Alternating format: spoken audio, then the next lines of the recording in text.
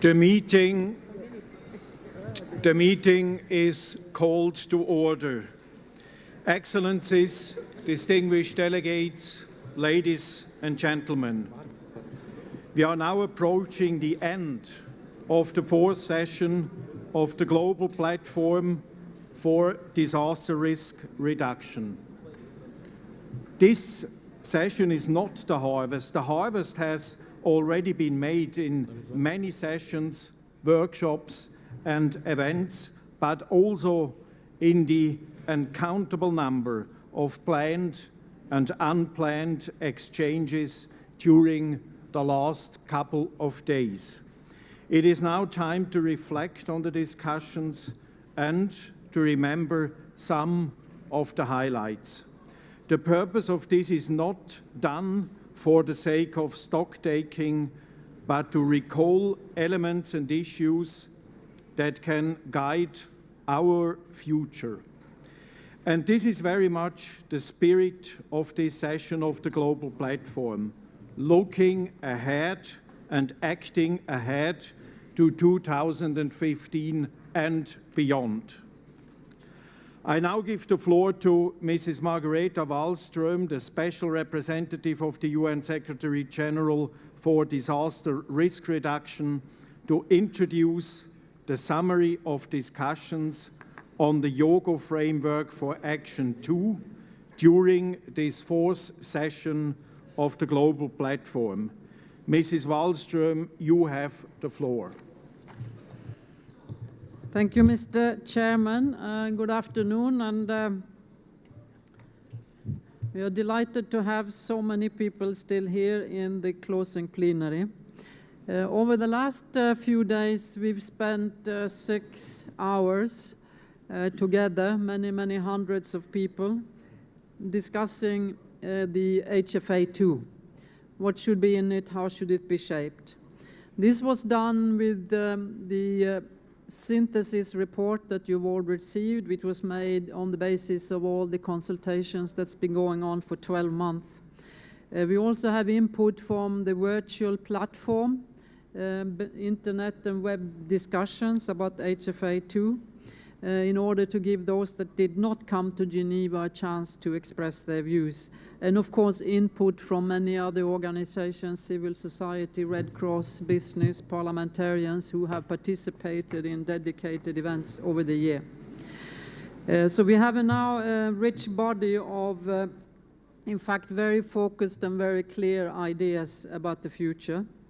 We have not yet gone through all the official statements, but I do understand that they also have a strong focus on recommendations for HFA2. So we'd like to thank you for the focus on solutions and way forward. We've also seen in this platform a most remarkable diversity of participation. For the first time, I think we have a consistent participation and also in very large numbers, not only from all parts of the world, but also from a number of social groups and stakeholders. So the body of what comes out of this will obviously reflect many of these things. The ideas that have emerged are, I'll try to enumerate some of the big ideas. You will eventually get a very comprehensive report. One is the strong call for finally getting the human face of disasters and resilience into the front. And I believe the presence here of not only a lot of young people, people living with disabilities, but people who have very specific experiences, community groups, hundreds of representatives of local governments, in fact, have ensured that we've taken a step much closer to reality in the discussions here. We also should not be forgetting, one of the speakers yesterday reminded us, about the more wealthy part of society. The comment was made very strongly that affluence drives risk, and not including all communities in the vision for the future will be a missed opportunity to ensure a resilience perspective of consumer and consumption patterns for the future. The HFA1 will be the foundation for HFA2. This has been very clearly emerging. It's not only a question of the fact that the foundation is strong, but also that many of us are still working with it. HFA2 needs to focus us on the critical challenges for the future. What I'm telling you now is more a reminder. It's the absolute critical need to, in practice, integrate climate and disaster risk. It is understanding the challenges of modern society, the mix of the meeting between modern technology and nature's hazards that is imposing challenges not only on urbanizing areas, fast critical growing areas, but in fact also many rural and agricultural areas. So this vision of the future is really to also lift our ideas about thinking ahead. What type of risks do we have to mitigate for the future, and what type of resilience do we as societies and communities need to protect faced with those risks? There were many hopes expressed very clearly that the HFA2 would add further principles in addition to the ones we already have in HFA1, that it would be principle-based on inclusiveness, participation, multi-hazard, of course, multiple risk understanding, and the stakeholder participation, social justice, connectedness and inclusiveness are some of the words that have been used, and the values of which should penetrate the HFA2. We also have some concrete proposals for targets. Some of them maybe we can even accept for 2015 as a deliverables. 4 very concrete ones: compulsory risk assessments for all investment. 100% of all new schools that are built should be safe schools. There should be a national platform for disaster risk reduction in every country. And no community should be without access to early warning. These are examples, not all the suggestions that have been made. There is also a readiness, an absolute embracing, in fact, a very strong message, but tackling the underlying risk factors. There's also the underlying message repeated over and over again that we need to look at health perspectives. And the example that I like to share with you is we must stop the habit of measuring the health impact of disasters as the number of dead people solely. We also need to measure how many people are injured, how many people are, have to live with disabilities afterwards, what's the impact on health structures. We need to, the pandemic's threats have been raised repeatedly, needs to be incorporated in the risk perspective. There has been a great success of the recognition of science and technology needs to be in the middle of disaster risk reduction planning for the future. And there have been some new bold ideas coming up. One of them was the proposal that maybe we need to think about the different measurement of resilience. Perhaps GDP is not the most appropriate. Maybe we need to think about more satisfaction and, of course, the famous happiness index that developed in Bhutan was provided as an example of a more adequate measurement of risk. The need for professional associations to see themselves as vehicles for the raising the standards of decision makers in understanding risk and how to manage it. And the parliamentarians offered to strengthen cooperation among themselves by organizing platforms to fast-track the transboundary cooperation in managing risks in many countries. The main question that we need to work a lot more in the coming months is how to manage disaster risk reduction. We are very used to managing disaster response and preparedness, but how to effectively govern the multi-focus of disaster risk reduction is still an area without sufficient practical examples of what is effective.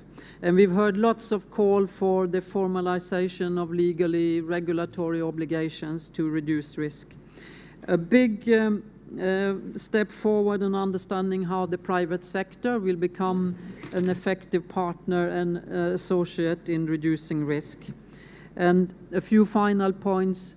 A very, very strong call overall for transboundary risk management, the critical need to manage transboundary risk, shared water, water basins, and of course, pandemics and muddy areas. And they are a good example from, for example, the international health regulations, which was the basis on how to manage the pandemics.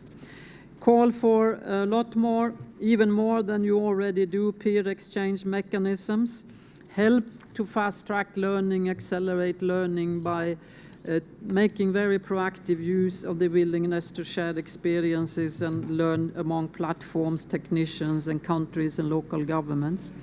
Financing is an important piece of the discussions, but it's a very wide range of financing.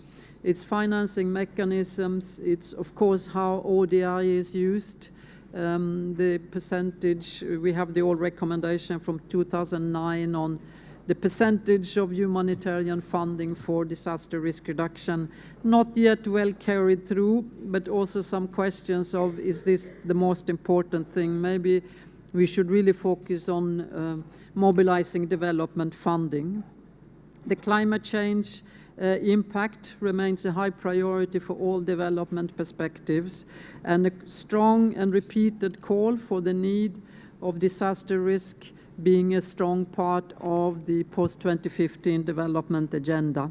And in regard to that, many ideas about local, provincial, regional, national cooperation instruments. It's very critical for success for the future. Thank you, Mr. Chairman. I think that summarizes just a little bit of the discussions. Thank you, Mrs. Wallström. I now give the floor to Her Excellency, Mrs. Teresia Huviza, Minister of Environment of the United Republic of Tanzania, to brief us on the outcomes and messages of the plenary on the topic Governments and DRR, a Sustainable Engagement. The floor is yours. Thank you very much, Mr. Chair, for the opportunity given. Just to highlight a few things which came out during the discussion. The major points focus on the obstacles and challenges. There are several of them. The first one is that the national disaster risk reduction plans are mostly on paper.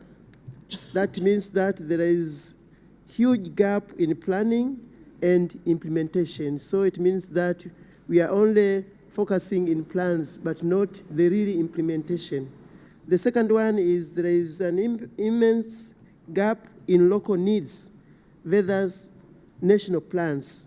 This means that we have the national plans, but these plans do not think about or consider about the needs of the local peoples or needs of people at the grassroots level. The third one, there is a huge gap in critical mass for disaster risk reduction. That is, many countries are far behind in connecting climate change adaptation and sustainable development with disaster risk reduction. This means that we cannot separate disaster risk reduction and climate change adaptation because they share common goals. Both fields aim to reduce the vulnerability of communities and achieve sustainable development. So when we are discussing about a disaster risk reduction, we have to make link with climate change adaptation, with sustainable development. Another challenge is too many international agencies and NGOs are implementing projects with no coordination. So we can have in our countries agencies, international agencies, maybe dealing with the environment, others dealing with reducing disasters, others dealing with health issues, but all in common, they have the same goal of making life sustainable. So we have to coordinate. Another one is political instability and conflicts.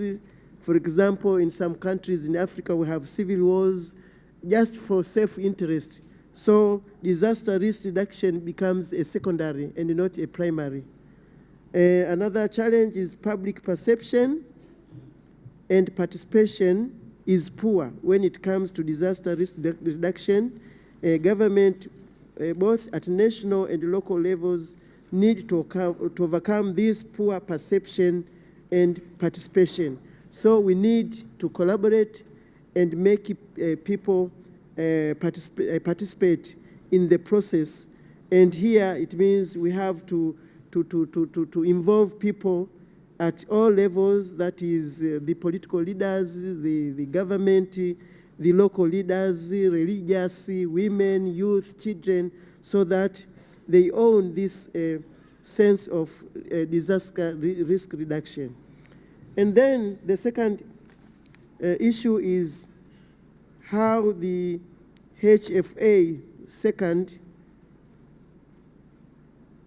how are we going to approach this, the HFA second commitment? Here I have also several points. The first one is that local authorities should be empowered to deal with risk reduction as they are at the forefront of disasters and informed by their experiences. As we know, local authorities are very near to the people, so they have to be well informed, and therefore they should also use their experiences to educate and give awareness on this disaster risk reduction activities. The second one is private sector must be more accountable in mitigating risk in partnership with the public sector. As we know, PPP, that is private-public partnership, is the major item which can mitigate these problems. So when we are doing things, we have to use this public-private partnership. Another issue is local government and communities are the key for future. Their priorities should be the basis for the HFA second. Another issue is HFA second needs practical and implementable terms of references for disaster risk reduction and sustainable development. And the last one, but not least, the link between climate change and disaster risk reduction must feature in HFA 2. As I have already pointed before, that you cannot separate these two issues. They are intertwined, so we have to link them directly. Thank you so much. Thank you, Minister Huvisa. I now give the floor to Mr. Aris Papadopoulos, CEO of Titan America, to brief us on the outcomes and messages of the private sector plenary. Mr. Papadopoulos, you have the floor. Thank you, Mr. Chairman, Margareta, distinguished participants. 2 years after getting started as a private sector advisor group, we've been thrust center stage at this fourth global platform. We thank the UN for the opportunity to engage in this global sharing of ideas to create a more resilient world. At the same time, we are cognizant and humbled by the enormity of the responsibilities we face, the urgency of the challenges ahead, and the necessity to act. For even while we talk in Geneva, disasters shake us. Recent tornadoes in Oklahoma show that no nation, no matter how powerful, is exempt. We are all in the same boat: governments, communities, private enterprises. If we are to steer our way toward a more resilient future, we must all work together. Partnership is the only way. Also, there appears to be no overarching mechanistic solution. The problem is too dispersed and varied, while governments differ widely. The solutions have to be developed locally and owned locally. At international and national levels, there can be platforms, frameworks, data, tools, resources, and empowering legislation. But the plans and actions, in order to work, have to be local. The private sector is committed to be a partner at all levels. For if potential economic losses from disasters are the many trillions mentioned the other day, and the private sector accounts for 85% of investment, no amount of insurance sharing or government aid can possibly protect us. We within the private sector need to better align finance, accounting, insurance, engineering, construction, and services to drive future investment, large and small, to greater resiliency than we have today. Investing above code has to become the new norm if we are to withstand the hazards and prevent future disasters. The public sector can partner in this with proper incentives and removal of barriers, enforcing codes as a minimum and ensuring that its own investments in infrastructure are resilient. We also invite the environmental community, with their proven ability to mobilize society, to refocus their priorities and join forces in this cause. The impact of trillions in destruction debris and the natural resources required to rebuild lost assets will place a tremendous toll on this Earth's environment. In the end, the greenest investments are those that last the longest. Resilience is at the heart of sustainable development. The Deputy Secretary General told us the planet will not adapt to us. We have to adapt to the planet. I would like to also add that the planet will not wait for us. We cannot wait for Hyogo Framework for Action 2015 in order to move from global and national platforms to local solutions and actions. We need to begin implementing the concepts of FHA2 before we even arrive to FHA2. The political will is still not as strong or as uniform as it should be. Action can only happen with champions. This is probably our greatest limitation and biggest challenge. We have seen the difference that champions make right here at this conference. Resilience is an attitude. Each of us as role models needs to nurture a dozen new champions of resilience across all sectors if we are to bring faster change. As the mayor of Chacao in Venezuela this morning said, let's convert disaster responders to resilience leaders. We know that when grassroots success leads, political will follows. As we leave this conference today, let each of us think, what will I do tomorrow? If something here has caused us to refine or rethink our purpose and actions, our time together has been worthwhile. Thank you. Thank you, Mr. Papadopoulos. I now give the floor to Ms. Violet Shivutse of Shibuya Community Health Workers in Kenya to brief us on the outcomes and messages of the community plenary. Ms. Shivutse, you have the floor. Thank you so much. I want to share what came from the community plenary. And I will start by acknowledging that before the community plenary, this team, the Foundation of Nations and the leadership of community groups have taken at least some time before and during this global platform. The Community Practitioner Platform and the Global Disaster Network for Disaster Risk Reductions, sponsors of the plenary, with the UNSDR, held pre-events to show the leadership and the action agenda community-based groups bring to reducing risk and promoting resilience in rural and urban communities. Earlier, they had sponsored action research, such as the views from the front line and what communities want through community video, and the first ever Grassroots Practitioner Academy involving grassroots representatives from 17 countries.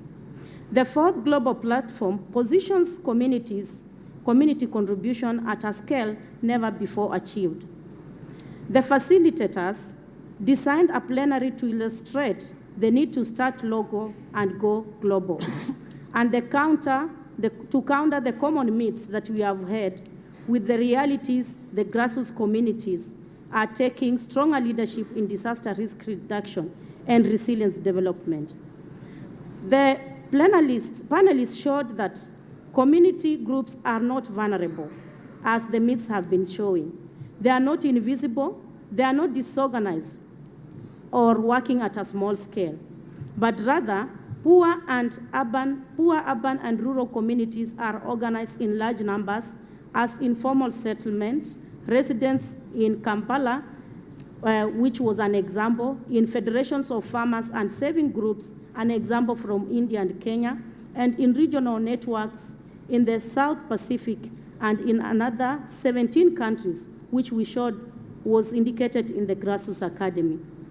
Panelists also showed that smaller scale silent disasters have been damaging poor communities as much as the higher impact events. Thus, the groups are working in a holistic approach to respond to both smaller scale disasters and the higher ones. A rich exchange with government officials from New Zealand and the Minister of Disaster Risk Reductions, a Ugandan parliamentarian, and a Rio disaster management official underscored how partnerships are now possible and essential as officials see clear roles and contribution of well-organized community groups in disaster-prone countries and cities. We had the following as our recommendations. Recommendation 1, formalization of community participation and leadership in local disaster risk reductions, and resilience building must be the cornerstone of Yoga Framework of Action 2. To facilitate partnerships with government officials, local, regional, and national, eager to collaborate, which was actually seen here, how eager governments are with grassroots community organizations. Examples came from the national legislation to require and resource these processes of Uganda, the municipal legislation to formalize partnership with the women in Nicaragua, and the appointment of grassroots women leaders of local federations as local information providers. It also came from the plenary. Recommendation 2, we need to develop capacity building programs for disaster risk reductions and multi-sectoral resilience at every level that draw upon the expertise of the indigenous knowledge and good practices of grassroots organizations, women, and others, and finance community-based groups to transfer these innovations within and across countries. We had examples through community-to-community peer exchanges, training among community leaders, government programs that popularizes and employ community skills and knowledge, and formal accreditation of these tools and methods. New Zealand skills and practice transfer to South Pacific country, Uganda parliamentarian called for global framework for local solutions. And rapporteurs pointed out to the local to the global. Recommendation 3, policy and programs incentives that require local and national regional bodies to incorporate grassroots leadership, women and others, in decentralized planning for prevention and response, disaster risk reductions programming and implementation, and dedicated budget allocations for risk and vulnerability reduction. We had examples from Nicaragua, which I had mentioned, and others. From the Grassroots Academy, which also the communities participated, we had the following as other recommendations.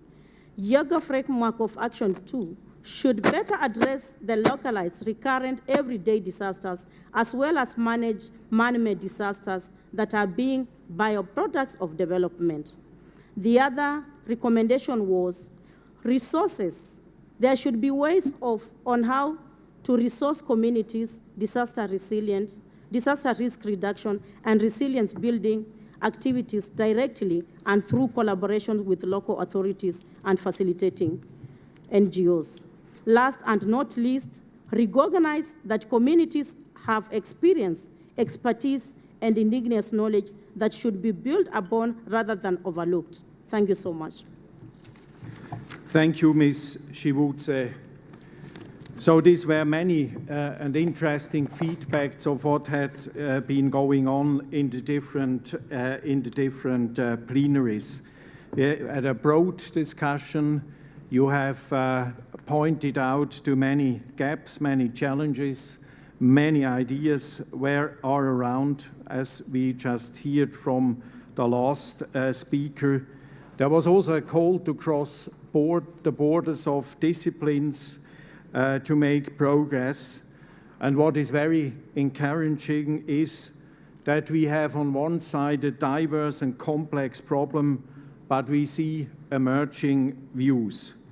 The Hyogo framework, as it was put out by many of you, is a solid basis. We are to some extent on the right track, but we have not gone far enough. And therefore, the focus should be on implementation. The focus should be on action, as many of you pointed out. I thank the panelists very much for their feedback from their discussions, and I feel a little bit sorry that I had not the opportunity to be present at those discussions. Thank you very much. I have now the pleasure to table the Chair's summary of the fourth session of the Global Platform. As you know, the fourth session of the Global Platform has four major outputs. One is the Chair's summary, which we will discuss now. Then the communiqué of the high-level dialogue. Then third, the report of the Hyogo Framework for Action 2, global consultation. And then, as a fourth element, the proceedings of the fourth session. This draft of the Chair's summary is not a comprehensive account, but a concise report that highlights some key messages emerging from the comments made, particularly in the plenary session of the Global Platform. We will have now roughly 60 minutes for feedback, and for those who will not be able to provide their comments now, be assured you will be able to submit written comments to UNISDR by May 31st, as indicated on the cover note of the draft summary. I will read the summary now. This gives also those who are not English speakers the opportunity to get familiar with the text. The fourth biannual session of the platform was held in Geneva over 21st to 23rd May 2013.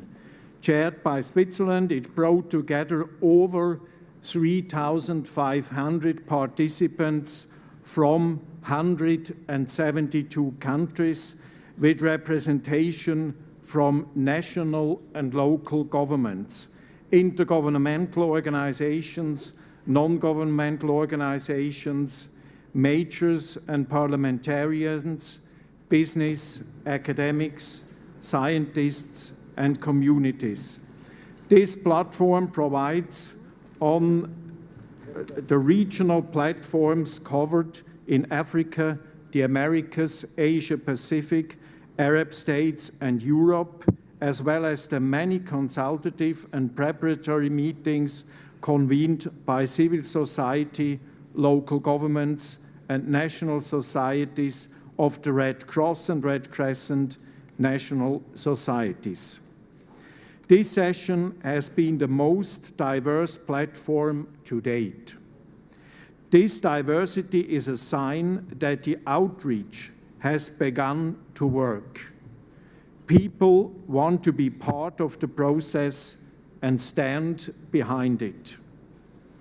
The growing political engagement has been demonstrated by the participation of high-level government and elected officials from all regions. Their high-level dialogue triggered a communiqué outlining bold yet achieved goals that stakeholders might rally behind as they look to meet the challenges of disaster risk beyond 2015. Concerted action in implementing the Hyogo Framework for Action by 2015 must continue as we work to meet the commitments from the previous sessions. The platform met at a time when the preparation for the post-2015 development agenda was at a crucial moment, and there was a consistent call that disaster risk must be overtly recognized in any internationally agreed development goals. The discussions, including over 170 official events, were dynamic and focused on practical solutions which are highlighted in the following action points. Assessing risk. The 2013 Global Assessment Report on Disaster Risk Reduction has found that the transformation of the global economy over the last 40 years had led to accumulations of disaster risk. Economic losses already amount to hundreds of billions of dollars annually, and it is projected that losses will double by 2030. Countless small local events and chronic everyday stresses involving multiple risks are an ongoing burden for many communities. This is particularly the case in drought-prone areas subject to desertification, where food security and livelihoods are directly a risk, and in small island developing states where exposure is high. The dynamic aspects of risk require more holistic and comparable methodologies for risk assessment that can be used for improved and science-informed decision-making. Targeting the root causes of risk. To date, countries report least progress on priority 4 of the Hyogo Framework for Action, addressing the underlying sources of disaster risk. Throughout the platform, concrete measures for tackling these drivers were heard, while many communities live in situations of multiple risks ranging from price fluctuations and unemployment to violence and conflict. No one solution fits all. Several areas from near-term action have been suggested. Improved reporting on health impacts to include the nature of injuries and damages to facilities can help estimate the actual health burden of disasters. Others pointed to achievements in leveraging existing social protection mechanisms to target households living in vulnerable situations. Each of these show that implementation in Hyogo Framework for Action 2 can be advanced, including communities for results. Women's groups, youth groups, people living with disabilities, and a vast array of voluntary associations demonstrated how they have taken action to build resilience. A range of models for forging partnership between governments, elected officials, civil society, and community organizations were highlighted. And forward-looking proposals for formalizing these models in national and local policies were suggested. Systematic and meaningful inclusion of communities in planning and decision-making is a must. Likewise, partnerships among the many organizations involved in risk reduction can begin with simple, immediate steps of opening a dialogue and seeking to better understand what each brings to the table, women are a driving force for resilient societies. The civil, military, cultural heritage professionals and land use planners, for instance, came to the global platform to introduce the new perspectives and knowledge that they would bring to the table. Inclusiveness, participation, and empowerment have been identified as a means for ensuring lasting impacts in risk reduction. Leading at the local level. The rapid urbanization in areas subject to both natural and technological hazards can bring significant potential risks, but also significant opportunities to transform approaches to resilient development. Disasters happen locally, and solutions are to be found locally. Therefore, municipalities and their political leaders are in a unique position to inspire and commit to action to reduce risks. One important focus is to ensure that all schools and hospitals are built to resilient standards. Recognizing private sector as an actor and partner. It makes good business sense to steer private investment towards greater resilience. The private sector recognizes that it has a crucial role to play in preventing and reducing disaster risk, as companies are not only exposed to natural hazards, but also often contribute to increased disaster risks while driving economic growth. Indeed, resilient business and investment go hand in hand with resilient societies and ecosystems. Private sector is progressively aligning its risk reduction efforts to the HFA and looking at business practices that promote resilience. This opens new opportunities for public-private partnerships and an overall improved risk governance. Strengthening risk governance. There is strong evidence that empowerment of communities and local governments to identify and manage their everyday risk is a sound basis for building strategies, programs, and budgets, and should be a key element of risk governance.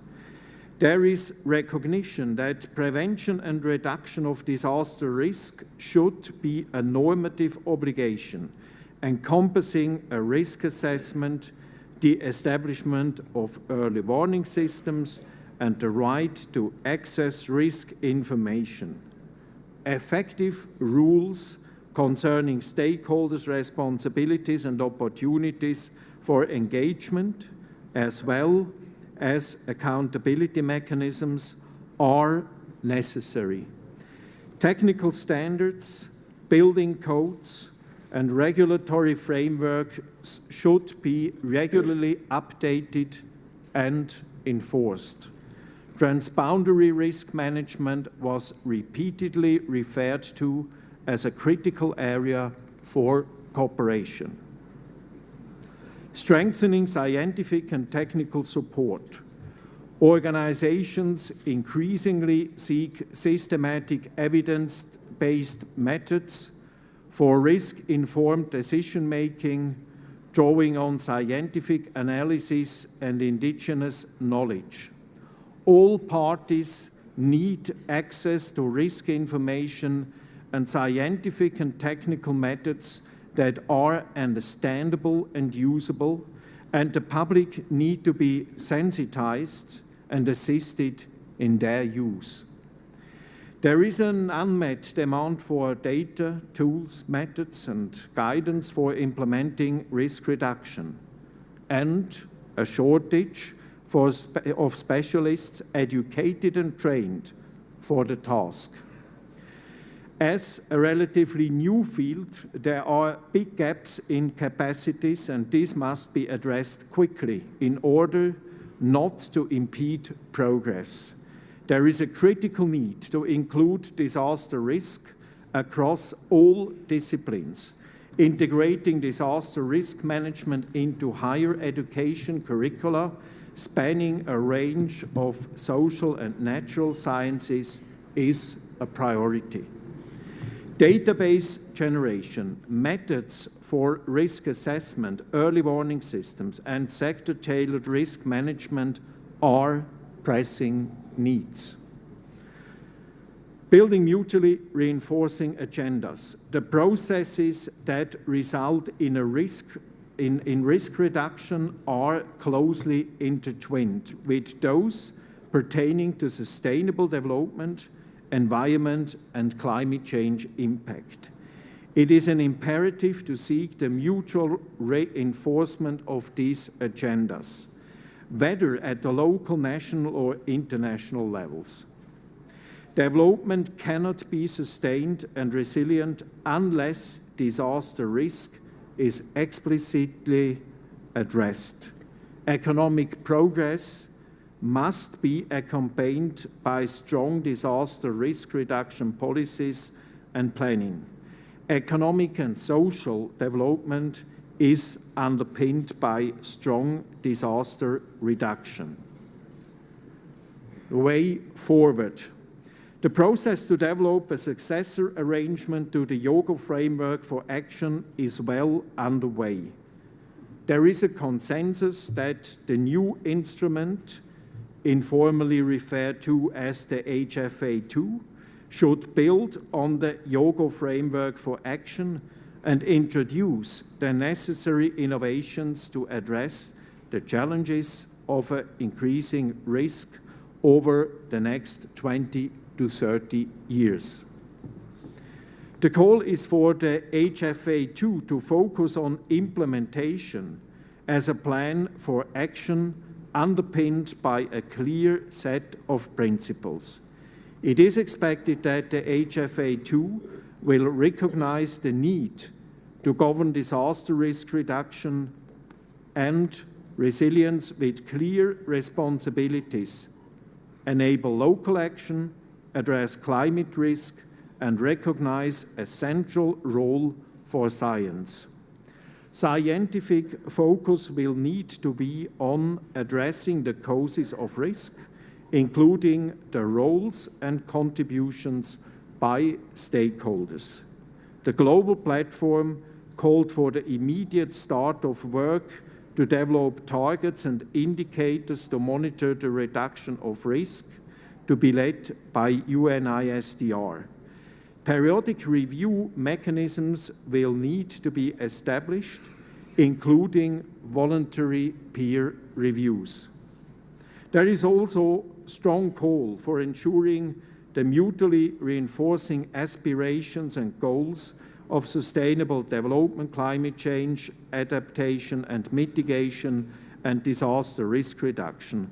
Governments should take a strong lead to ensure that disaster risk is well recognized and systematically incorporated in sustainable development goals. Consultations that drill down on specific features of the HFA2 are planned for 2013 to 2014 through the regional platforms for disaster risk reduction, national level dialogues, and intergovernmental meetings and special studies. These will help inform the intergovernmental process, including the in-country and multilateral consultations that precede and define the final agreement of the World Conference on Disaster Risk Reduction in 2015. The active engagement of national and local constituencies, including communities and private sector, will be a prerequisite for a strong and shared outcome.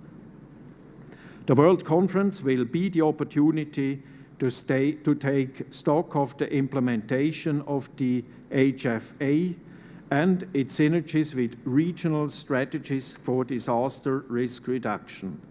Multi-stakeholder preparation will ensure that its outcome is owned by all stakeholders, including a youth forum and a national platform forum. The session welcomed the government of Japan's announcement to host the World Conference on Disaster Risk Reduction. The outcome of the World Conference will build its foundations on the 1989 International Decade for Natural Disaster Reduction, the Yokohama Strategy and Plan of Action of 1994, the International Strategy for Disaster Reduction of 1999, and the Hyogo Framework for Action 2005 to 2015. Finally, the United Nations will continue to support governments and civil society actors in disaster risk reduction work, including through the United Nations Plan of Action on Disaster Risk Reduction for Resilience. This was the text of the draft of the Chair's summary. I now open the floor for brief comments. It is not a drafting meeting, but what we would invite is to make short comments, to give us messages and give us feedback. As I mentioned before starting to read, they will taken into consideration then for the final version of the Chair's summary. So to whom can I give the floor? I can't even see them. Why don't you start up there? I think it's Norway.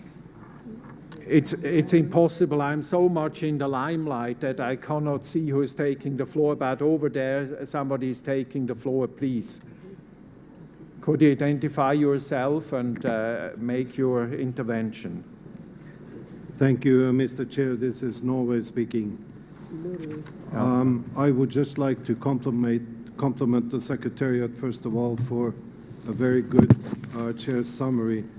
If it isn't comprehensive, it certainly is very Three comments that we would like to offer at this point, and we will elaborate them in writing by the end of next Friday.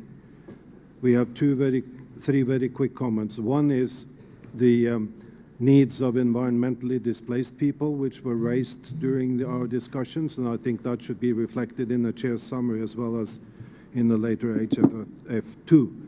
Also, the importance of national institutions and regional organizations should find some reflection in the summary. You will recall that during the HFA discussion, we raised at several points the needs and specific situations of children. And we also said that the Children's Charter should find some recognition in the Chair's summary and HFA2, because as you realize, children and youth have different capacities and different needs, and therefore we call for the explicit mention of children. We welcome the focus on structural safety of schools and hospitals. I think the children's featured event yesterday highlighted the importance of school preparedness plans and inclusion of DRR in education at all ages and levels, not just higher education as mentioned in the Chair's summary. When it comes to the proposal for a youth forum, I think that's a very good proposal, but we also heard the call, a very strong call for the participation of youth and children, and including children with disabilities. I thank you, sir. Thank you very much. I would now like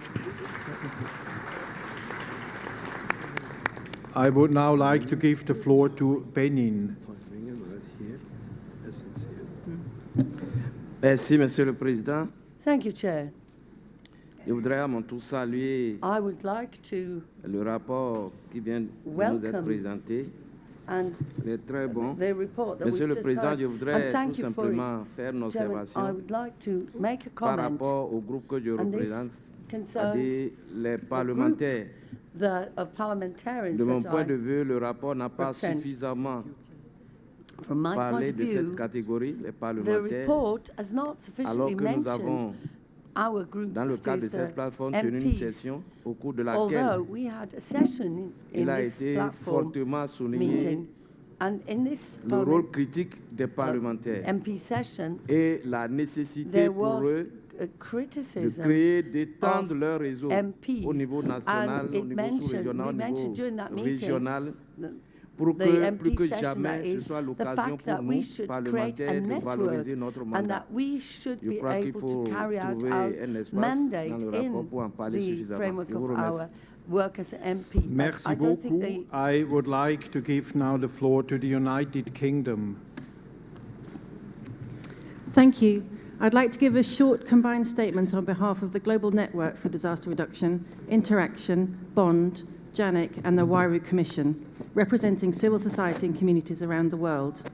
We very much welcome the Chair's summary with its many strong emphases on an HFA2 based on principles, the need for targets and indicators, addressing the root causes of risk, local and community involvement and empowerment, and accountable local risk governance. We recognise that collectively there's been a substantial progress in addressing disaster risk at all levels, but we're still losing the battle with growing risk and losses in terms of human suffering, economic impact and environmental damage. HFA2 needs a paradigm shift in order to bring community resilience to the heart of the framework. Structures and processes should then be built and strengthened bottom up, leading to resilient communities and nations. In relation to HFA2, we would like to see greater emphasis in the Chair's summary on, first of all, the poorest and the most vulnerable, who must be prioritised in the framework. Secondly, a focus on everyday disasters, which is mentioned but not clearly indicated as a cornerstone of HFA2. Thirdly, the role of civil society in the process of developing HFA2. Fourthly, the role of networks at every level in linking communities with each other and with governments. Fifthly, the recognition of cultural diversity and a strong intercultural approach. And finally, the need for national databases on damage and losses, community capacities and resources. We welcome the call for effective targets and indicators, but these will require disaggregated risk and loss data. Finally, let us recognise that community resilience should be foundational. Resilient communities lead to resilient countries and a resilient planet. Thank you. Thank you. I have now the United Kingdom on the speakers list and afterwards Libya.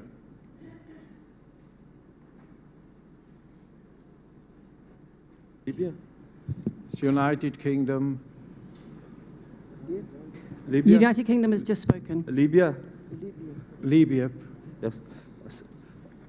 صالح سعيد وكيل وزارة الحكم المحلي من ليبيا. أولا نشكرك سيدي الرئيس على هذا التقرير الرائع. هناك ملاحظات رأيت أنا مهمة. أعتقد أننا نحتاج إلى تعريف للمرحلة اللي موجودين فيها الآن. في السابق كنا في مرحلة تغير المناخ. الآن أعتقد هذا المؤتمر والفعاليات التي سبقته هذا يعني أن انتقلنا إلى مرحلة أخرى أشار إليها التقرير ولكن أعتقد أننا نحتاج إلى تعريف هذه المرحلة. النقطة الثانية أشار الأخوة في إندونيسيا واليابان وهي مناطق لها خبرة في التعامل مع الكوارث إلى إمكانية أن يكون في مفهوم جديد وهو مفهوم التغيير والاستفادة أن كيف ممكن نحدث نمط للتغيير بناء التغيير ممكن في السلوك البشري أو غيره بناء على الأحداث اللي موجودة. الشيء الثاني أشار الوفد الباكستاني وهو شيء مهم جدا وهو تأخر عقد مؤتمرات للمانحين بعد الكوارث وهذا طبعا شيء مهم جدا. أعتقد أن يجب I تعميم التجارب. believe اليوم عرضت تجارب رائعة، there have been many experiences which were explained باكستان in وأيضا إندونيسيا، meetings وهذه from تجارب رائعة Indonesia, جدا Pakistan, وفيها عمل كبير these جدا. are excellent تعميمها examples. سيكون أيضا There are مفيد. many lessons which can be learned from that. رأينا and these المؤتمر can be اليوم used والعمل as الكبير models. We لبلورة have الرؤية also أو seen التقرير اللي أمامنا. to have أعتقد أن من المهم جدا vision. أن We have this يكون report هناك in front of us, and I عمل أيضا believe بنفس القوة that we على should have المستوى just as الإقليمي strongly at وعلى the المستوى regional الوطني level and the وعلى national المستوى level المحلي.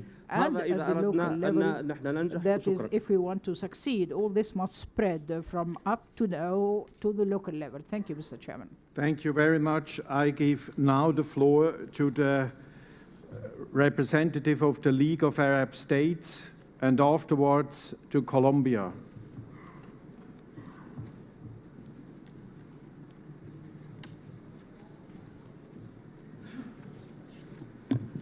Thank you, Mr. Chairman. And thank you for this chair's summary, which actually covers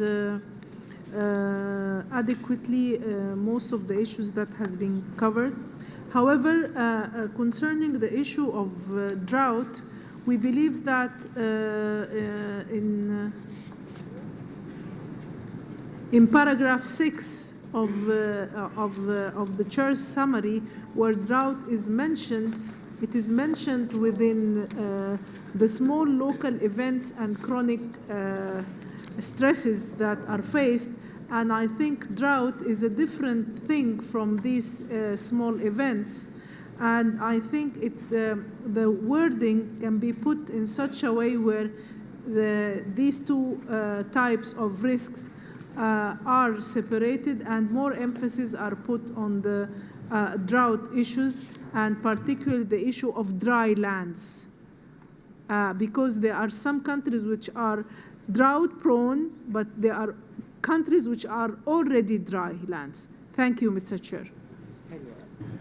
Thank you very much. I give now the floor to Colombia and afterwards to the IFRC. Colombia, the floor is yours.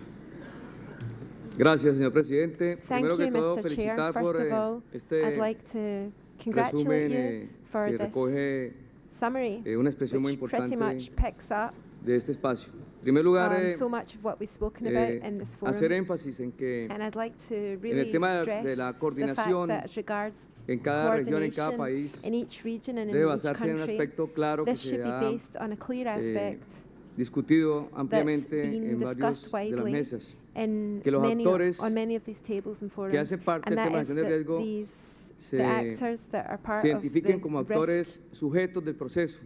matter are Y me refiero identified as actors that are subjects al of the sector process. público, And I'm referring here to the al public sector sector, privado the private y sector, al comunitario, and the community sector como sujetos y no como as subjects conectores o como rather than connectors beneficiadores del or otro, sino con un beneficiaries compromiso muy grande en of ese the sentido. Hay other. que But incitar a los really, países y with a a las very regiones para strong que haya commitment esquema in this de element, we have to coordinación y really insist that the se countries, legisle como that parte these fundamental communities are en an important normas element as a que dejen fundamental dentro de part cada país of norms esa responsabilidad para poder that trabajar fuertemente. select in each Y en segundo country lugar, this and express this pienso well que to debemos work hacer strongly on this énfasis issue. en And la in parte second del place, I riesgo think that we urbano have to really para, place para, emphasis on para the bajar urban vulnerabilidad, factor, the para urban tener risks, so as resiliencia to y en ese reduce sentido vulnerability and genera el increase esquema resistance, de fortalecimiento que estamos resistance, aspirando. and Muchas to gracias, really work presidente. within the framework of strengthening that we're aspiring to achieve. Thank you very much, Mr. Chair.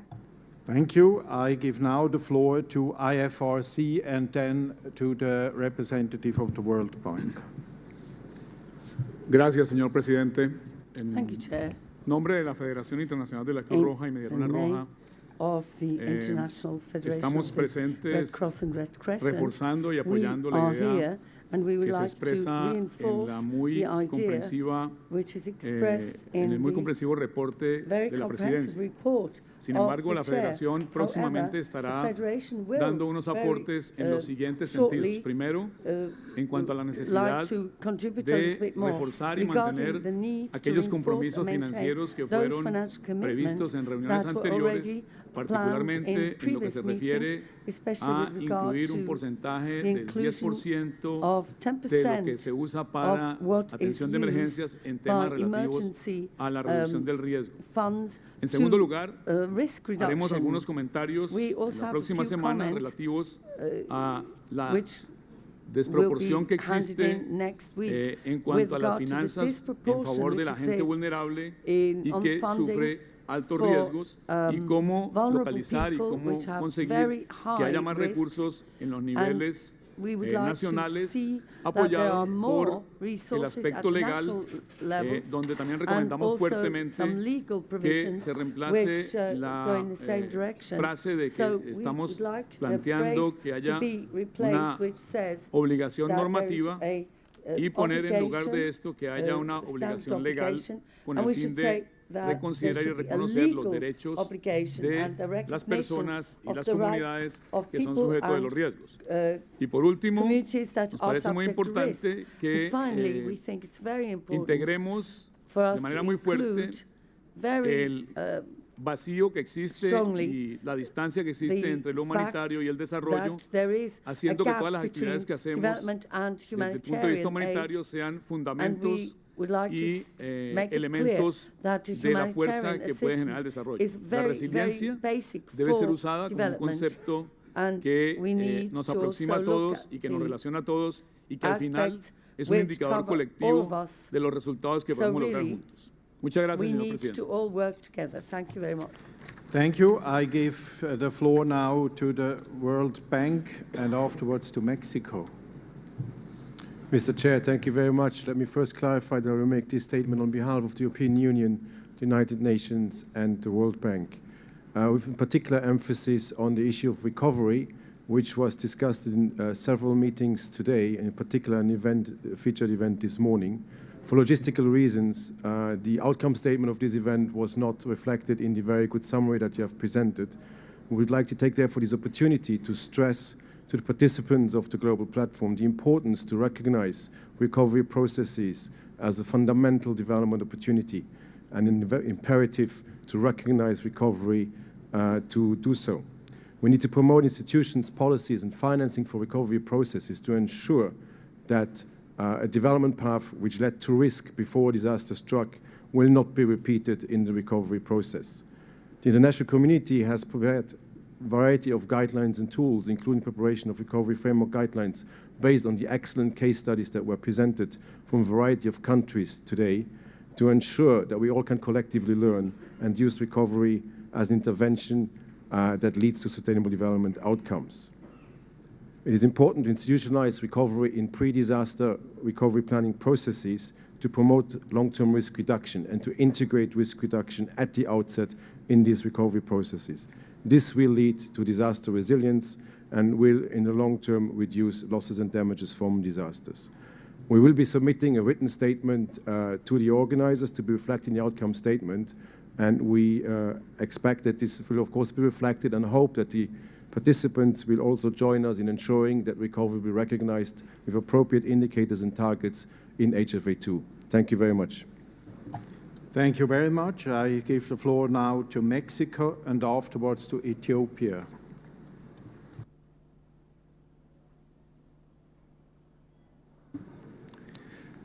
Muchas gracias, señor presidente. Mr. Chair. En primer lugar, quisiéramos agradecer la hospitalidad del gobierno de Suiza, así como el esfuerzo que ha llevado a cabo en elaborar el resumen de la presidencia que tenemos frente a nosotros y que ahora tenemos la oportunidad de comentar. En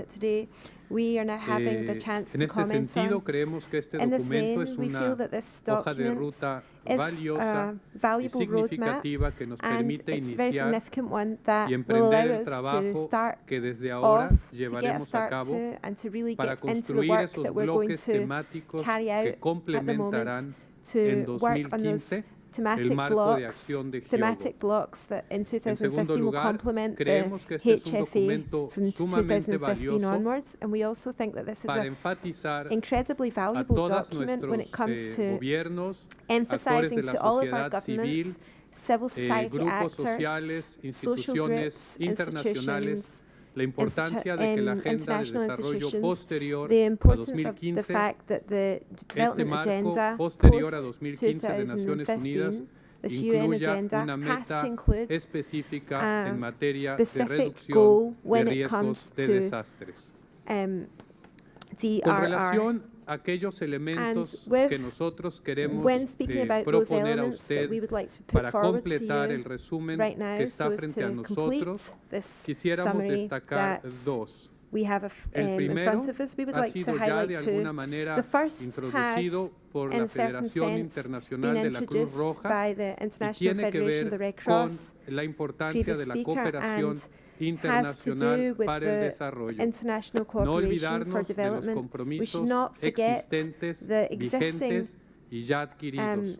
commitments Pero that are también, already in force y este es el and that have punto already been fundamental que taken queremos on. agregar, And los also, and this estados is a very tienen fundamental una point that we want to add here, responsabilidad states have a fundamental fundamental en responsibility materia when it de comes definir las to prioridades de defining the financiamiento para la funding atención de priorities desastres. for dealing with delegación disasters. My quiere hacer, delegation en would este like sentido, to, una in this vein, solicitud para que se make incluya, a además de lo que ya he request mencionado, that la over and necesidad above what's already de been mentioned, we desarrollar include políticas the need públicas to develop nacionales national para public revertir policy la tendencia del policies gasto to en inverse atención a this catástrofes, tendence a of gasto spending en inversión en into resiliencia disasters, y reducción putting de into riesgo. disasters, to Esto, actually channel this así into como muchos otros reduction bloques temáticos of del risks marco de acción de and Hyogo reduction of risks and requerirá prevention. de And this indicadores is within the específicos que nos HFA permitan evaluar required la specific efectividad de indicators nuestra that will acción. allow us to Esto es evaluate uno de the los actual bloques que vamos a construir effectiveness and efficiency para of tener the actions that we undertake. un And this is marco something that we're de going to have Hyogo to construct renovado so that we más have allá de la a conferencia renewed HFA que Japón over ha and ofrecido hospedar y la Asamblea General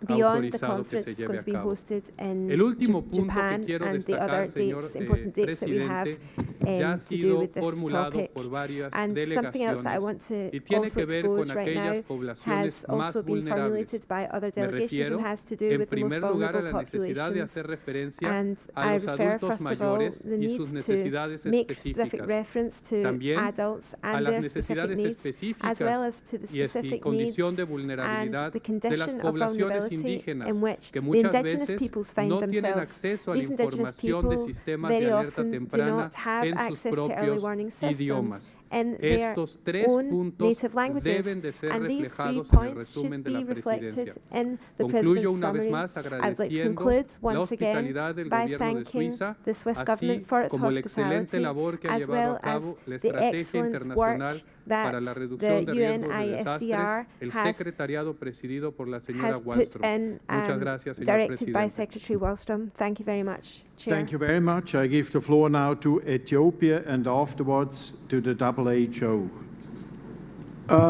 Thank you, Mr. Chair. In our educational undertaking, we believe, I'm here, we believe that we have to give due attention to the disaster risk reduction, in the absence of which we deprive our students of sustainably continue their learning. This, in the final analysis, would be detrimental to the well-being of the community at large.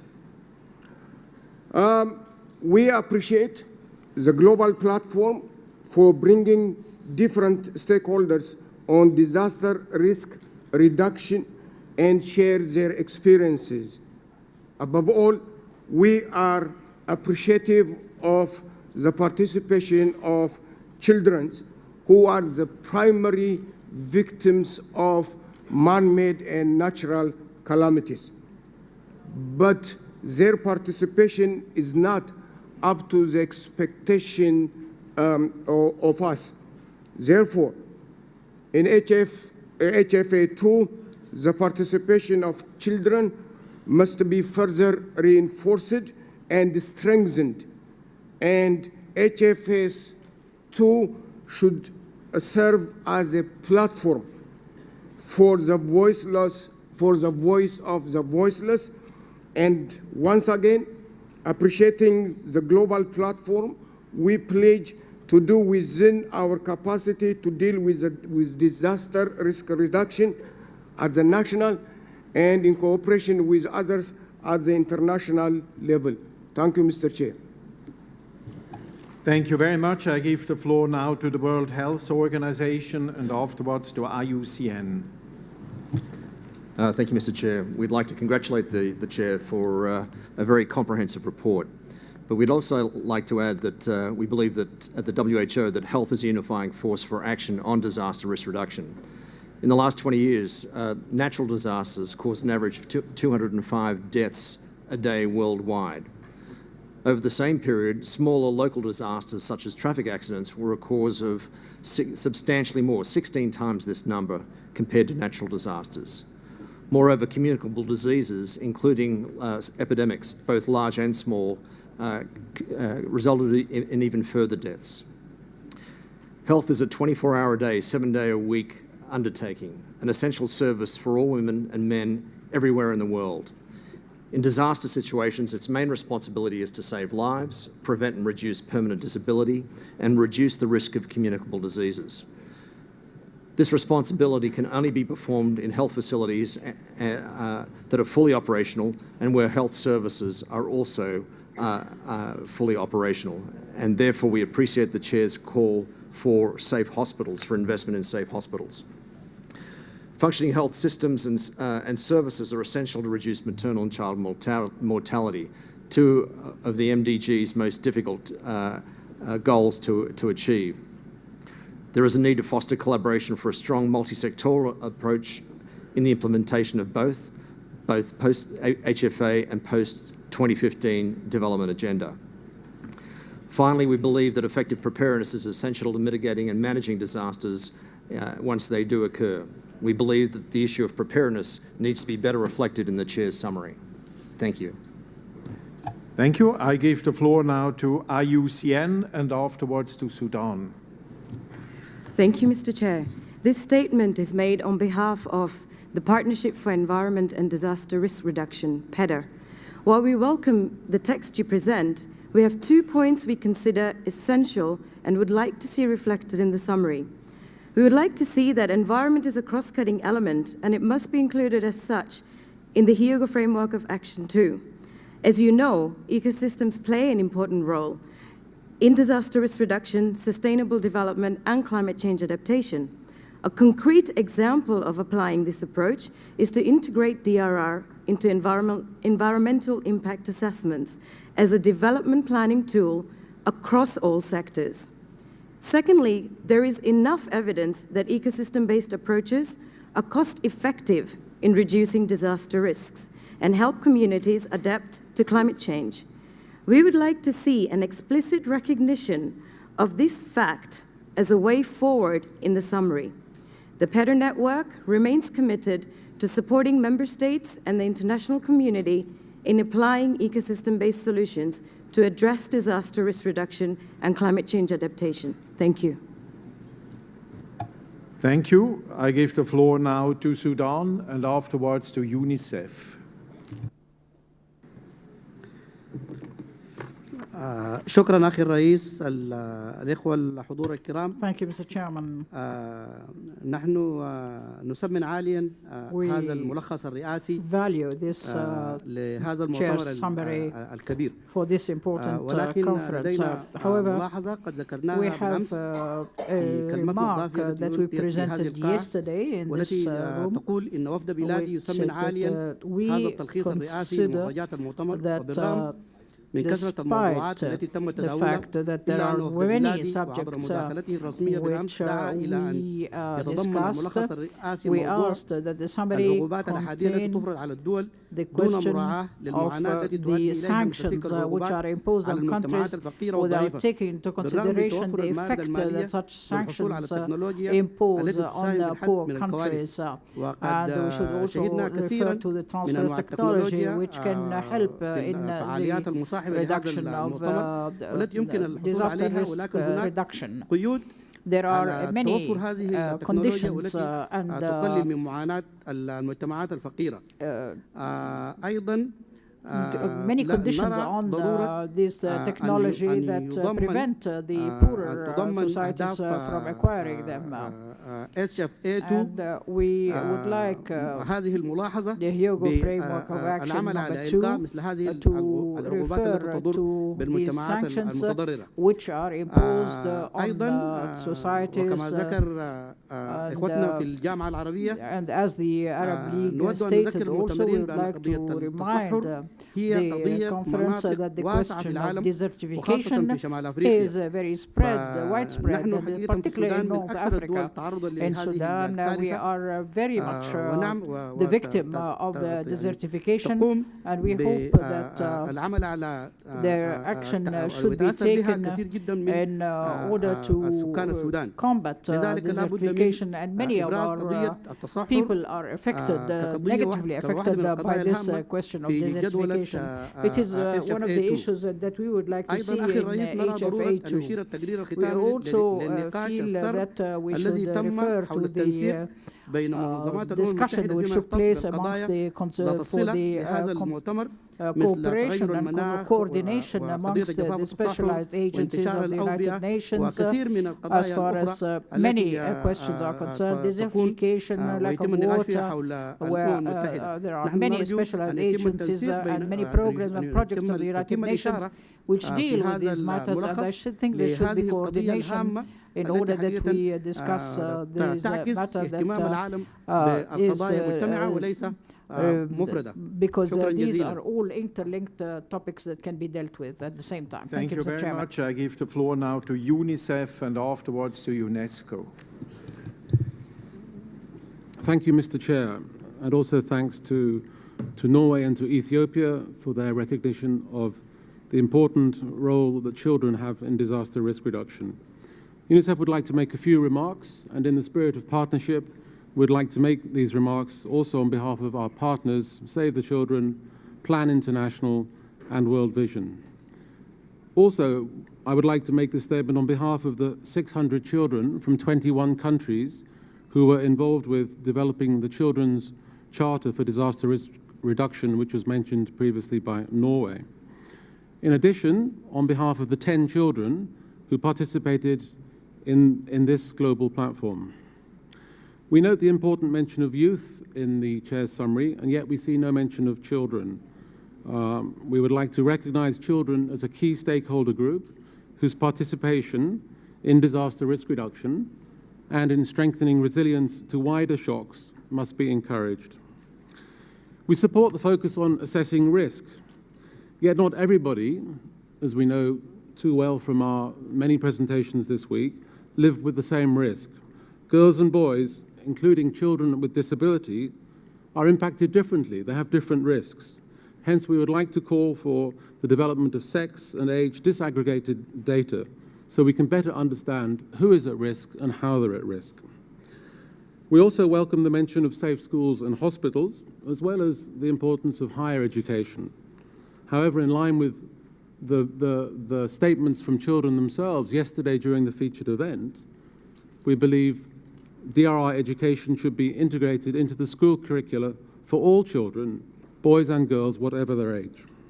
We would also like to include the important issue of school preparedness plans in addition to the school curricula and the safe school structures.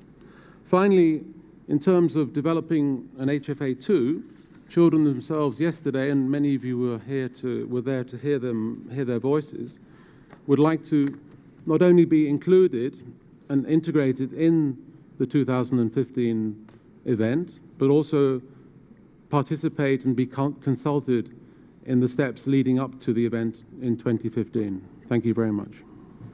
Thank you very much. I give the floor now to UNESCO and afterwards to ITU. Thank you very much, Mr. Chair. We would like to thank you, Chair, for your summary. And on behalf of UNESCO, I would like to emphasize the importance of heritage as a valuable resource to building resilient communities, and that its conservation is an integral part of the DRR process. Furthermore, DRR education and educational facilities preparedness at all levels need to receive its formal place as the foundation for reducing risk at present and in the future, giving a chance for generations to come to develop in a sustainable manner. UNESCO welcomes and supports the remarks made by the representative of Norway regarding school safety, as well as the remarks made by IUCN on the role of ecosystems in DRR. Thank you, Mr. Chair. Thank you very much. I give the floor now to ITU and then to the WMO. Thank you. Thank you, Mr. Chair. Throughout the week, we heard terminologies such as databases, early warning systems, statistics, etc. But we have to say that there is no better tool than information and communication technology, or ICTs, in particular, internet-based applications to help us relieve or bridge the gaps of DRR. Now, as we all know, I don't need to go into details, that ICTs can play an effective and efficient role in gathering DRR data, converting or analyzing that data into meaningful information that are disseminated to communities to increase awareness as well as make informed decisions. In that regard, we would strongly recommend that we recognize ICTs as the enabler of all development efforts, including health, education, environment, etc., that will help us bridge the gaps in the DRR efforts. We also strongly suggest that we include ICTs in the chair's summary, and we are prepared to provide text that will be sent to the email address before the deadline. I thank you very much. Thank you very much. I give the floor now to WMO and afterwards to UNOSA. Thank you, Mr. Chair, and I would like to thank you for this comprehensive report. My comment pertains to the fact that 80% of natural disasters are related to weather, water, and climate. During this conference, there was significant reference to the need for climate information and services that can underpin risk assessment as the foundation for disaster risk reduction measures and decision-making. To this end, the DRR community can significantly benefit from a new global partnership, the Global Framework for Climate Services, that is being implemented by the governments with support from the UN system and other partners. This partnership is bringing together centers from national, regional, and global community to ensure that best climate information founded on the latest technologies are available operationally to support DRR decision-making. So to this end, I would like to suggest that these global initiatives are included so that they can be leveraged in our way forward. Furthermore, at the national level, the fundamental infrastructure that is monitoring, detecting, and working to develop the hazard databases in many countries are non-existent or at best falling apart. And to this end, we would like to recommend that governments, as part of their development planning and DRR programming forward, ensure the development and sustainability of these networks and systems as part of their long-term development planning. Thank you very much, Mr. Chair. Thank you very much. I give now the floor to UNOSA and afterwards to Chile. Thank you, Mr. Chair. Let me congratulate you and the Secretariat for compiling this excellent summary of what has been an excellent session of the Global Platform. We align ourselves with the statement made by the representative of ITU in terms of the role that ICTs can play. And we welcome the paragraph on the need to strengthen scientific and technical support. Mr. Chair, in UNOSA, we are convinced that the generation and sharing of data is essential to generate the information and risks that we need to build the knowledge that is essential for us to shape the culture of resilience that the HFA calls for. We think that it's important to include novel information technologies, space-based information, and social media tools to generate that information at risks that should allow us to make the best decisions on how to guide our efforts on disaster risk reduction. More importantly, to make visible those risks that remain hidden until disasters reveal them. We also think that both space-based information, IT technologies, and crowdsource would be essential elements to improve the efficiency of early warning systems, and we would also be providing the Secretariat with the paragraph on this text to be included in this summary. Thank you, Mr. Chair. Thank you very much. I now give the floor to Chile and afterwards to Cuba.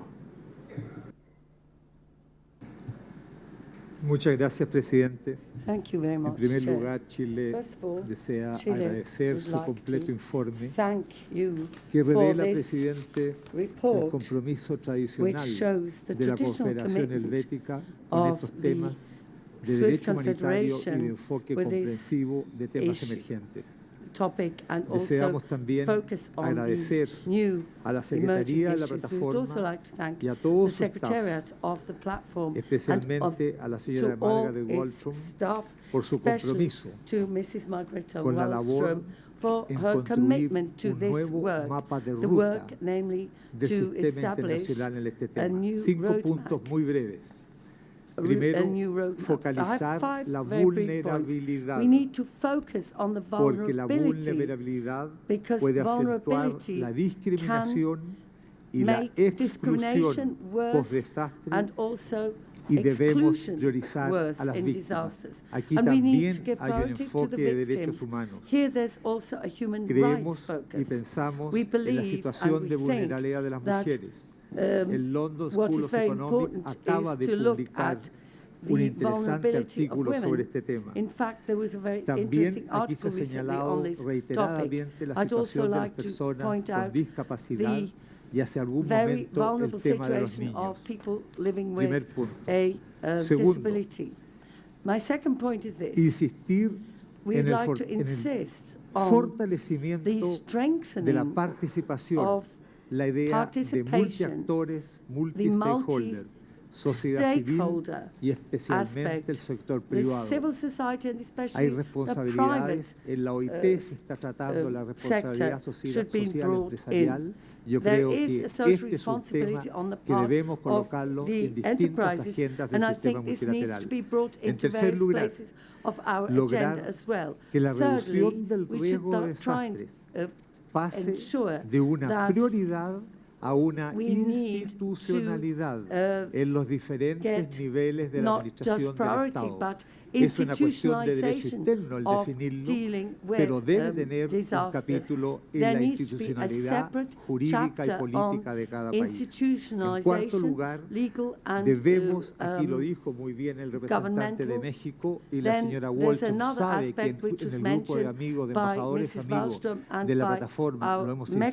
insistido en colleagues. Ginebra, We insisted debe in haber Geneva un mensaje that claro there needs to be a para el clear proceso message en que se for a definirá en process Nueva York which la was agenda defined in New post-desarrollo. York, the Si no logramos post-development agenda. transmitir If we cannot un mensaje transmit claro y a clear potente and strong sobre la message resiliencia on a ese proceso, resilience to creo que this habrá process, una then ausencia I muy think grande there will be y a es very importante big que haya shortcoming acción here. y There needs compromiso to be político action en and ese ejercicio. political commitment in Un this último exercise. punto And my es last el, and fifth es point el de is los this. recursos. Como en todos los It procesos concerns multilaterales y funding. internos, el All tema de los recursos resources, y incluir este The tema resources tanto en el are very presupuesto important. regular de It Naciones needs to Unidas, be in the regular budget sin of the United perjuicio de los Nations e-market without o any acciones a través de donantes, y en los presupuestos nacionales es un desafío hindrance para here. este mapa There de needs ruta this needs to be in the United Nations and at the national level. This is a challenge where the representative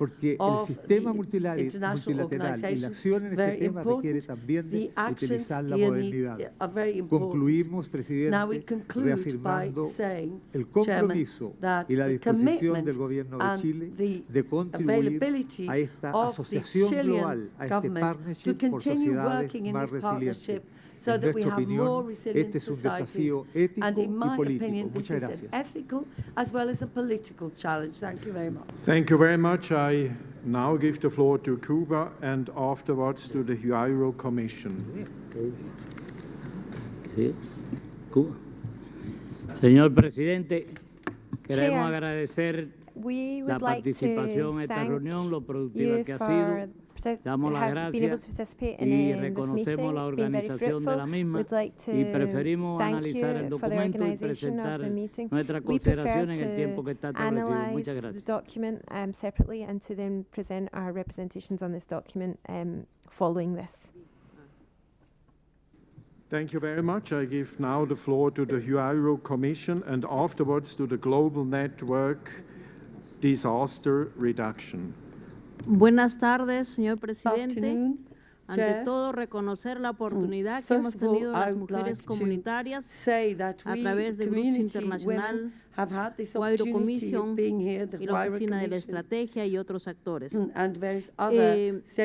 Quiero enfatizar en algo que ya habíamos señalado, pero que siento que todavía no está visible en la documentación.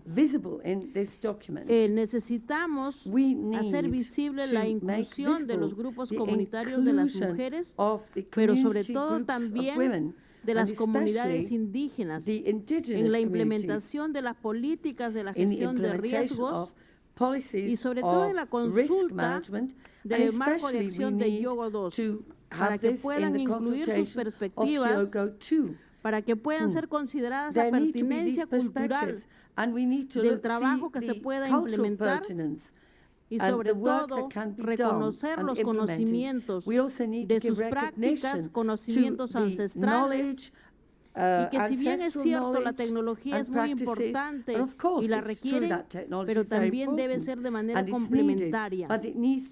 Estuve en un grupo de trabajo donde precisamente hay una reivindicación por el reconocimiento de todas estas comunidades, así como de nosotras las mujeres que trabajamos en las comunidades, y que la inversión también considere esa pertinencia y sea respetando sus derechos. Muchas gracias, señor presidente. Thank you very much for your statement. Just a small remark. Of course, not all the elements of the discussions that have taken place are part of the chairman's summary. I want also to recall you that there will be a report on the platform where also a lot of content will be reflected. I now give the floor to the Global Network Disaster Reduction and afterwards to the Secretariat of the East African Community.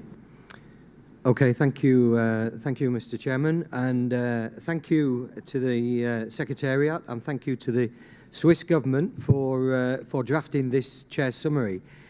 I'm very encouraged, I have to say, by this summary. I see many things here that I think are very important. This targeting the root causes and specifically identifying violence and conflict as one of those root causes. I think that's an excellent addition there, so well done for that.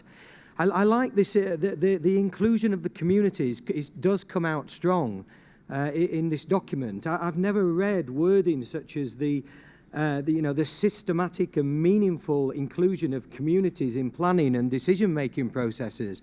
I celebrate that. Let's carry that through. Let's make that a reality. I also was gladdened to see that we want to develop a plan of action that's underpinned by a clear set of principles.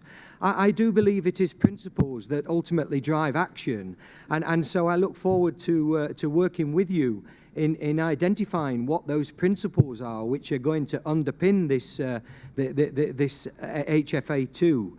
And so I just want to say that I thank ISDR for making the space for communities and civil societies during this conference. I think it was, I haven't been to a global platform before where communities were given a 2-hour session in the middle of the conference.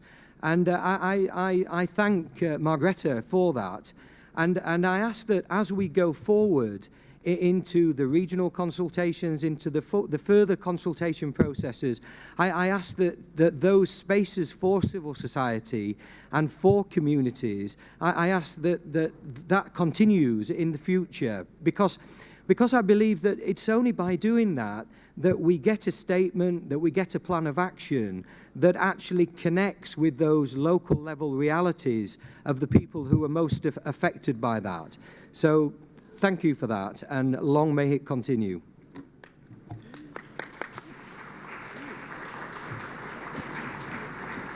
Thank you very much.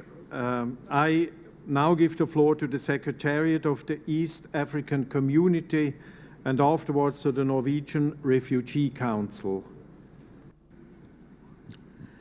Thank you very much, Mr. Chairman. Mr. Chairman, I would like to start by congratulating Margrethe and her team and all of us here for an excellent platform. I have 3 quick comments to make. One is to Mr. Chairman, first of all, thank you for this summary, but to request that we recognize and strengthen regional governments as very key stakeholders.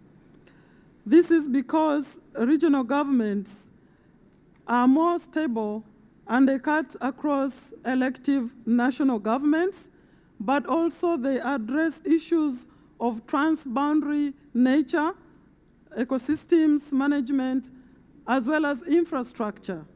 And this is where the world is heading, particularly from the developing world where we come from. And also the regional governments play a key role in ensuring accountability and transparency by the member states of those regions, and they also help in ensuring that there is peer review and south-to-south cooperation. I therefore call upon strengthening of regional governments alongside national governments and their platforms. Secondly, Mr. Chairman, in listing the risks, ensuring that these risks are clearly stated here and risk assessment is clearly indicated, I wish to request that we include flood-prone areas, landslides, and cyclones among what you have indicated in your summary, Mr. Chairman. And thirdly, in targeting and addressing the root causes of risks, a lot of discussion centered around urbanization, population pressures and land use, climate change, conflicts, displacement, refugees, and migration. And I think these should feature in your summary, Mr. Chairman. And I would like to associate myself with the IUCN and the others who have suggested that DRR be included or integrated in environment impact assessments and ecosystems management, and as well as those that are advocating for children to be targeted alongside women and other special interest groups. I thank you very much, Mr. Chairman. Thank you very much. I now give the floor to the Norwegian Refugee Council and afterwards to India. Thank you, Mr. Chair. The Norwegian Refugee Council and its Internal Displacement Monitoring Centre echo Norway's call for explicit reference to displacement in the Chair's summary and in HFA2, as also raised by the European Commissioner Kristalina Georgieva in her concluding remarks at the informal plenary yesterday. Displacement is a significant driver of both realized and future disaster risk for people who are forced from their homes and places of livelihood. Over 32 million people were displaced by natural hazard-related disasters last year alone. A further 28.8 million people were living in displacement due to conflict and violence at the end of 2012, many in areas further exposed to natural or physical hazards. Worldwide, recurrent and frequent displacement triggered by less reported smaller events, as well as by major catastrophes, shows that returning home or relocating elsewhere are not solutions in themselves. Recovery processes following displacement must increase resilience. Furthermore, people caught in protracted displacement are amongst those most vulnerable and at greatest risk. Many examples have been highlighted by governments and civil society representatives over the past few days, from diverse contexts and countries such as Japan and Haiti. Given the global magnitude and consequences of displacement as a driver of vulnerability and risk, we request that it be given explicit recognition in the Chair's summary. Thank you. Thank you. I now give the floor to India and afterwards to Indonesia. Thank you, Mr. Chair. This is just to draw your attention to the part of way forward, because that is what will finally determine the fruitfulness of the whole exercise. What we feel is that whereas the framework, the paradigm that we work for HFA2 should be dynamic in the sense of flexibility in operation, with scope for sovereign decision-making for each nation. Like resource mapping can be done. You can have a system of risk assessment can be uniform, but risk transfer has to be must be sensitive to the given parameters. Like individual corporate entities or individual units or profit-making centers can be doing the insurance. But for a gigantic country like India, there has to be scope that for the poor people, there may not be any insurance. It is the sovereign country that has to back up with that. Maybe the answer lies in mitigation measures, especially by doing the infrastructure build-up. The stratified systems should include things like different classifications, maybe target group-wise, maybe area-wise. Like we have talked of transboundary. Transboundary can be regional, sub-regional, bilateral. So my point is that the way forward must give us a dynamic platform so that all the queries, there is enough flexibility for everybody to find an answer to that when we deal with such a huge mix of sovereign states, wherein they have their own compulsions, they have their own cultural diversity, they have their own system parameters. So this needs to be answered in the way forward, and we need to work upon that. Similarly, technology-based, just to give a few examples, and the conceptual framework must include such a setup. Thank you. Thank you very much. I give the floor now to Indonesia and afterwards to Palestine. Thank you, Mr. Chair. I would like to thank the Chair for having prepared a comprehensive draft Chair summary, which already captured all important elements of our discussion during the last 3 days. On behalf of the Chair of the 5th ASEAN Minister Conference for Disaster Risk Reduction held in Yogyakarta 2012, I would like to convey sincere appreciation, since the important element of Yogyakarta Declaration have been reflected in this Chair summary, including local level DRR and CCA into national development planning, local risk assessment and financing, and strengthening local risk governance and partnerships.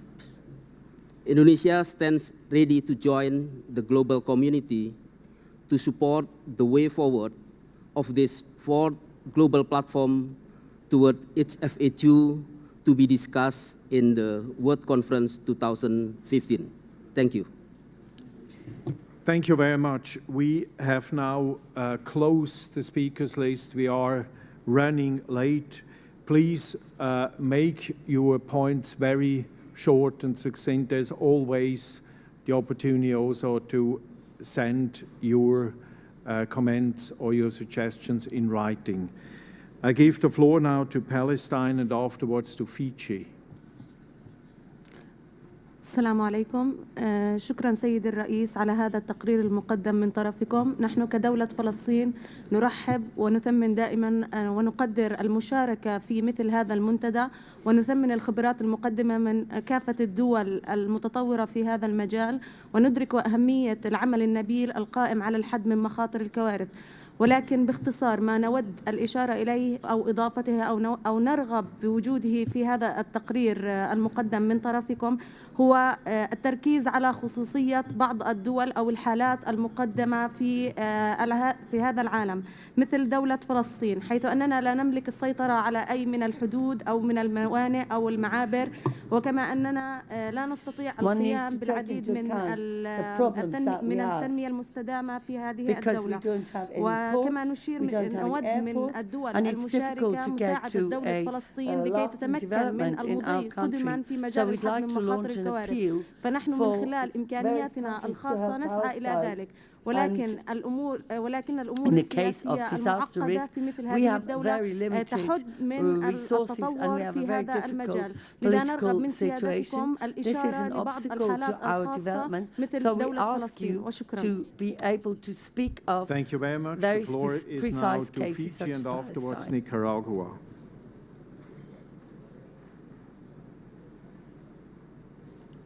You forgot Palestine. You already announced them. Sorry, I did a mistake. The floor is now to Fiji, yes? Thank you, Chair.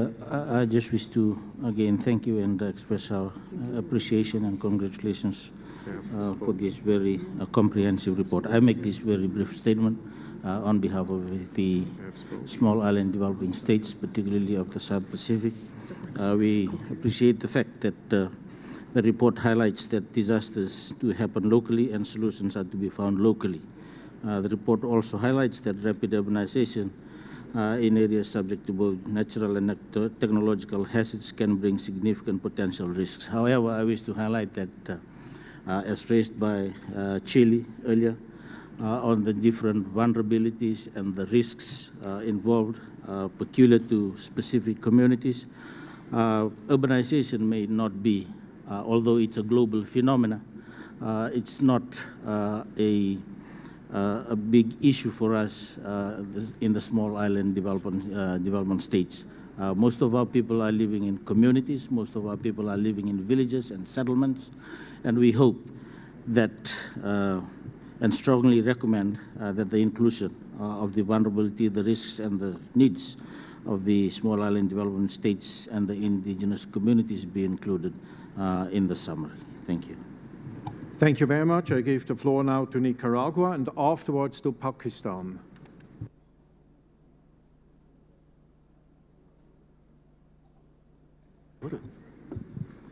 Gracias, señor presidente. En primer lugar, quisiera, a nombre de la delegación de Nicaragua, agradecer la hospitalidad del gobierno suizo. Nicaragua es parte de América Central, una de las regiones más vulnerables del mundo, pero también una de las regiones con una experiencia riquísima desde el punto de vista de construcción de políticas regionales de gestión de riesgo, como una expresión concreta de la voluntad política de su gobierno en este tema.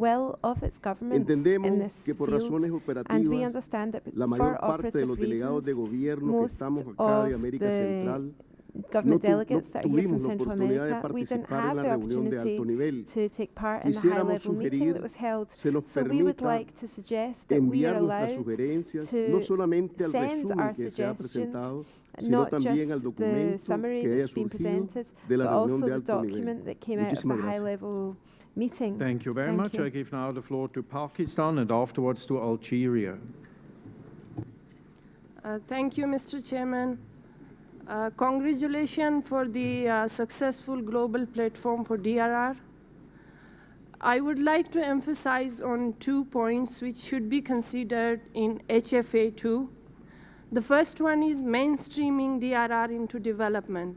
What I meant to say is, to me, DRR is saving lives, and development is to improve the standard of living. If both these terms has something to do with saving life or improving the standard of living, why not put the DRR at the heart of development? Otherwise, both the terms will remain a buzzword. Secondly, the community being the first responders and the local government authorities, the actual implementers and also actors should be considered as a key partner in this mainstreaming. The second one is if we review the HFA1, to me, one point which I consider is missing is a baseline. Now, after HFA1, if we consider the progress on HFA1 and set a benchmark, and really, come up with a tangible and attainable target for HFA2, I think that's the need of the time. Thank you so much. Thank you very much. I give the floor now to Algeria and then to Mauritania.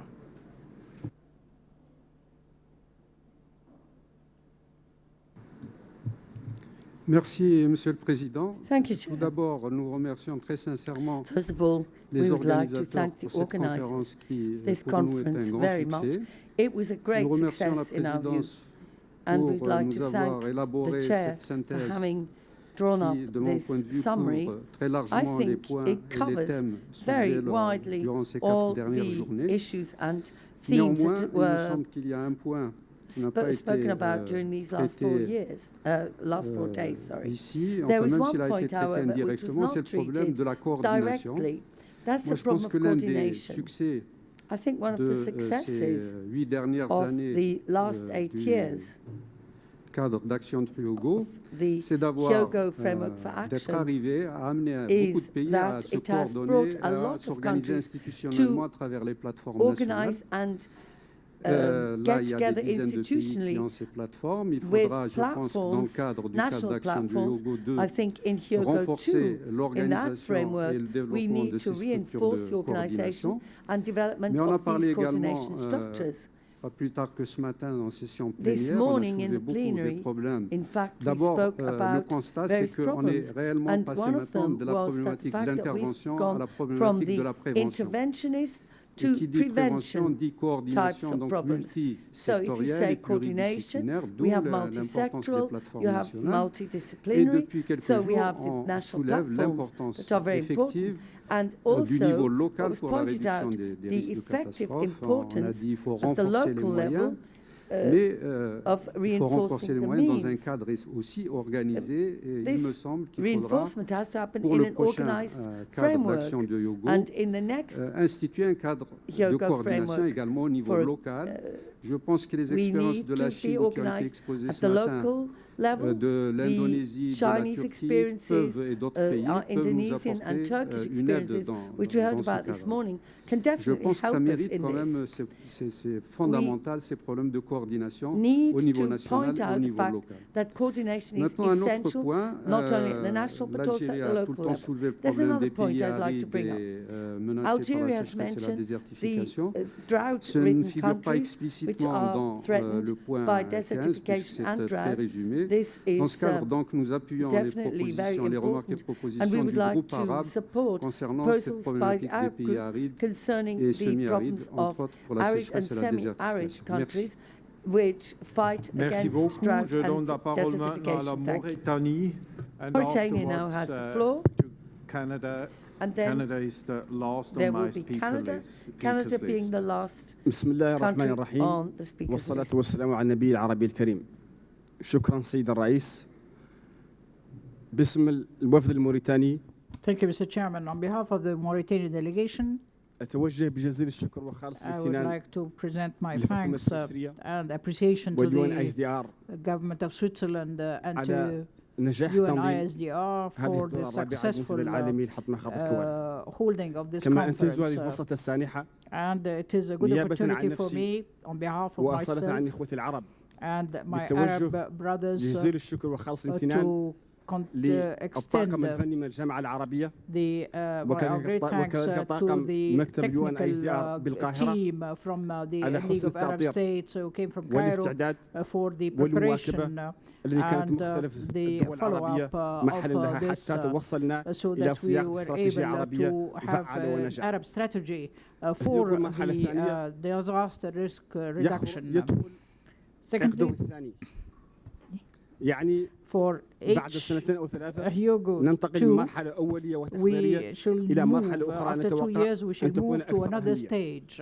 And for what is important to me is that we move to, when we leave one stage and move to another stage, then in 2005 we set up the HFA, which was concentrated on the point of weakness and to describe what we are facing. Now, these days when we exchange points of view and we have brainstormed and we have reached a good result, I believe. But perhaps it is not what we hope for, but it is what we have reached as far as the preparedness being concerned, and considering that we are now acting before the disaster falls. There are assessments and there are achievements and also the reality of what happens as far as the Hyogo framework is concerned. 2 years are waiting, are still before us before we enter the second stage. And there are some countries which are living without understanding clearly what the Hyogo framework means. And we should create a framework for consultation and for assistance within that, so that the countries which are mostly lacking in means to face and confront disasters, that they may be informed of what is taking place in other countries, and in other words, have a legal and a constitutional basis so that all countries, whether they have the resources or not, whether they get to know what is Hyogo, what is the framework, what are we doing, and to be prepared. This, we should do that during the next 2 years, so that we enter the new stage, everybody is more or less on the same page. حتى تكون الدول كلها تمشي بنفس الوتيرة متسارعة وبنفس السرعة and walk on the same road. I do thank you, Mr. Chairman. Thank you very much. I now give the floor to Canada.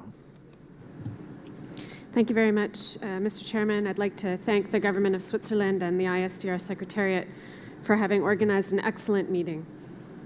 This forum really has provided what we had hoped for, which was a valuable opportunity to share our experiences and lessons learned, examine those areas that required further attention, and assess how best to address current and future challenges.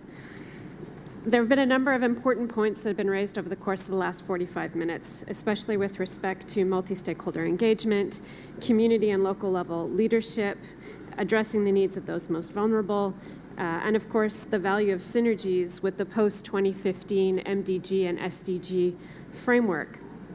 At the same time, and a bit the reason why I decided against my better judgment to take the floor, was also to underscore that as we look ahead, it will be important to make sure that our discussions on HFA2 are strategic and focused. As Canada said during its national statement, we will want a post-Hyogo framework that is pragmatic, action-oriented, and emphasizes the key role of prevention and mitigation in building resilient communities.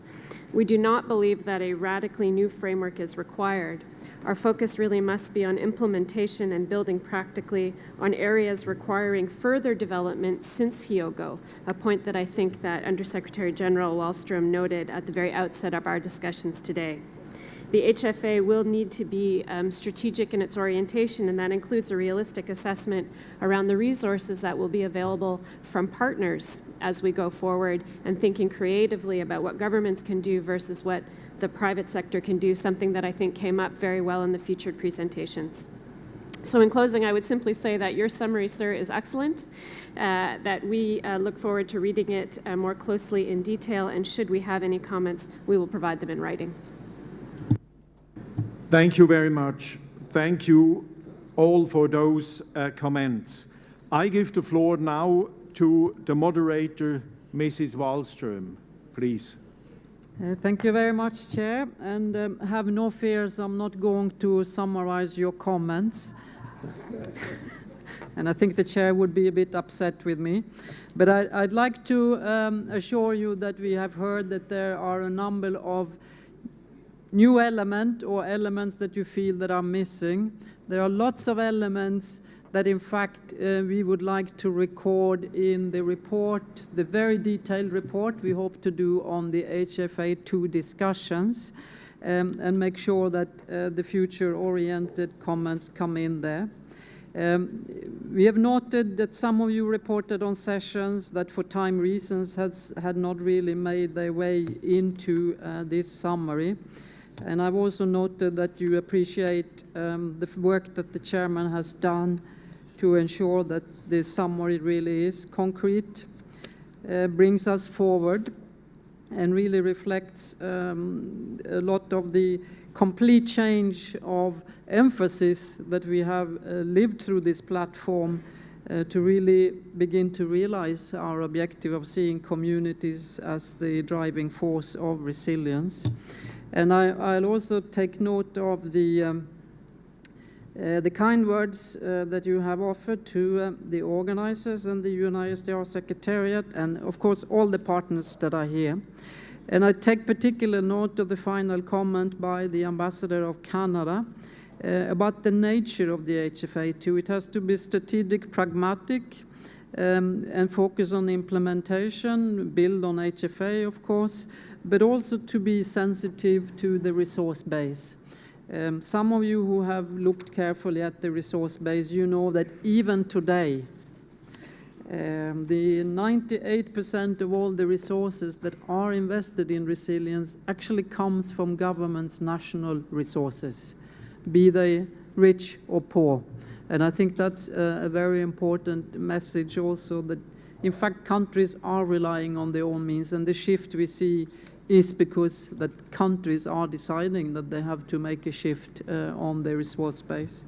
So as we have already committed to until the 31st of May, if you find that there are things you would like to convey, we will make, of course, a revised draft and post it as soon as we see any commentary fizzle off, and include a good balance, of course, of the issues that you have raised, maintaining the integrity of the wish of the Chair to have a relatively short and succinct statement.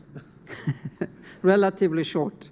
But they're becoming shorter and shorter for each global platform, so we're really making progress on that particular objective. So thank you very much for all your comments on substance and on the organization of this conference. So thank you, Mrs. Wallström. Thank all of you for your contributions. Mrs. Wallström has also given you the information about the next steps. Please let us now remain seated for the closing session, which will begin in just a few minutes. I would like to thank all the speakers from this plenary session and invite the speakers for the closing ceremony to take the stage. Thank you.